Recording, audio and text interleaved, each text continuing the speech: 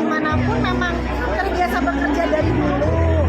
Makanya aku selalu bilang aku bukan artis, aku kebetulan aja kerja di depan layar kaca, mau syuting, mau main sinetron, film atau apa-apa, kebetulan orang-orang bilangnya oh ya udah boleh lah. Tapi kan itu juga bekerja kan, jadi aku bekerja dari dulu.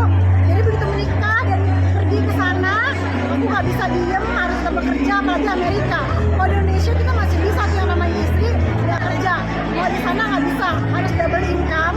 Kalau di Amerika tuh sistemnya your money is your money, my money is my money. Jadi nggak ada tuh, kalau di sini kan kita masih ada ya yang uang suami, uang istri. Di sana no, masing-masing gitu semuanya. Tapi nggak apa-apa, aku ikutin aja. Jadi aku harus berkegiatan, harus bekerja juga gitu di sana. Bedanya kalau di sana, kalau di sini istri bekerja, kalau dia bekerja ada pembantu yang ngurusin apa-apa di rumah kan. Kalau di sana nggak ada, jadi aku harus ngerjain semua dulu, ngurus kewajiban, kerjain kewajiban, baru gue kerja. Jadi benar-benar double semua harus dikerjain. Pengalamannya seperti apa? Sulit banget, maksudnya beradaptasi. Karena ya itu ada yang bilang di sini kita tuh dimudahkan banget banyak hal. Kita dengan gaji UMR aja masih bisa jalan ke mall, at least ke Indomaret. Aku bilang itu udah happy. Kalau di sana nggak bisa. Maksudnya gaji segitu, biaya hidup tinggi, harus kerja, suami, istri, anak harus kerja.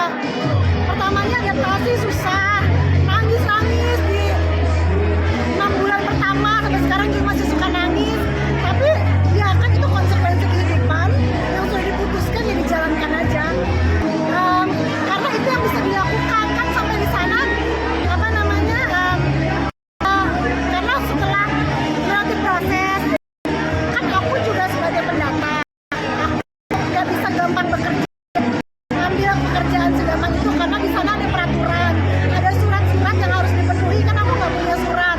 Jadi aku cari, suami juga cari gitu. Ya itu akhirnya setelah cari-cari segala macam pakai aplikasi yang bisa bagi waktu sebagai istri, sebagai ngurus rumah, tapi bisa sholat juga. Jadi ya itu, jadi itu waktu bisa dibagi ya itu. Iya, aku tuh bingung. Aku ada teman aku saya bilang gini ke aku kayak bingung, tersinggung atau bangga ya. Dia bilang gini, ya ampun Ter, lu sampai malu-maluin diri lo ya gitu. Terus aku kenapa aku memalukan diriku ya? Kan nggak minta siapapun, gue kan nggak minta sama laki orang gitu. Gue aja gue nggak minta gitu, kenapa gue mesti malu gitu orang-orang. Dia aku khawatir karena aku nggak melakukan hal yang salah. Aku masih berusaha untuk melakukan hal yang halal. Susah-susahnya hidup aku pengen semuanya baik dan halal, dan itu yang bisa aku lakukan. Jadi ya kadang ada omongan apa segala macam, mungkin harapan orang dengan kehidupan artis tuh harus begini ya nggak bisa sayang. Kita harus beradaptasi dengan kehidupan asalkan yang dijalankan adalah lurus dan baik dan benar. Ada pengajar anjing.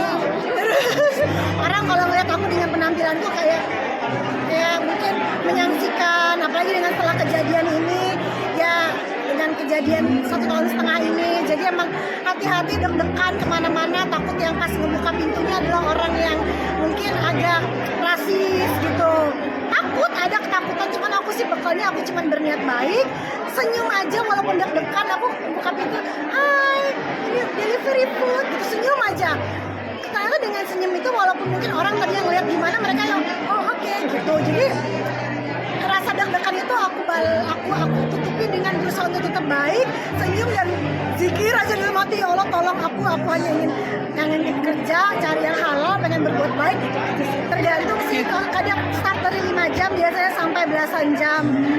Waktunya kan nggak dibagi-bagi, kalau pas hari ini ada apa-apa ya sedikit, tapi aku minimum banget 5 jam.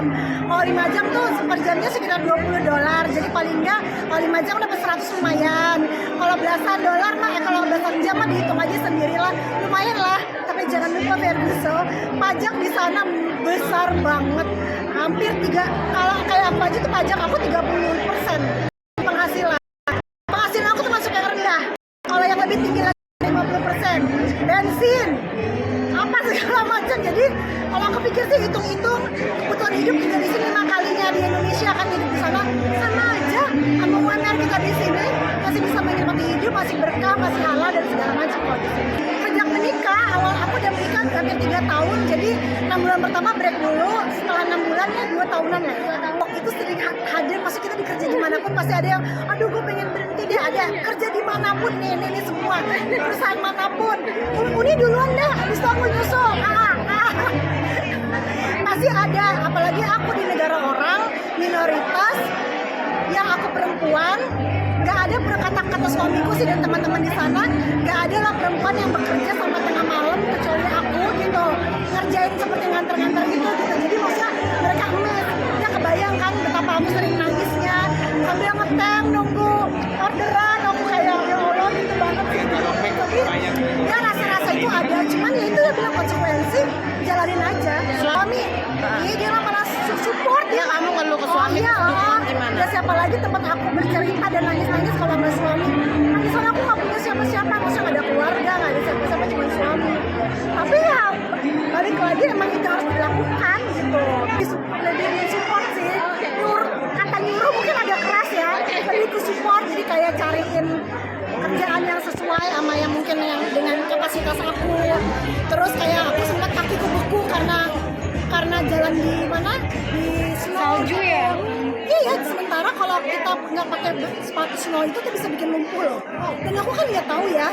Jadi begitu kakiku nggak bisa jalan gitu sama dia langsung dibeliin sepatu. Jadi dia bukan suruh berhenti tapi beliin sepatu sama obat. Jadi lebih ke support, ayo kamu semangat kerja, lebih gitu sih. Ya udah lah ya, jalanin aja. Milih Ini karena balik telapak tangan aku banget 180 derajat dengan kehidupanku di sini yang begini di atas panggung, syuting depan kamera semuanya ya diajak foto dan lain. Di sana aku belum pernah ngerasain kerja yang nunggu makanan datang, terus lihat orang makan di restoran.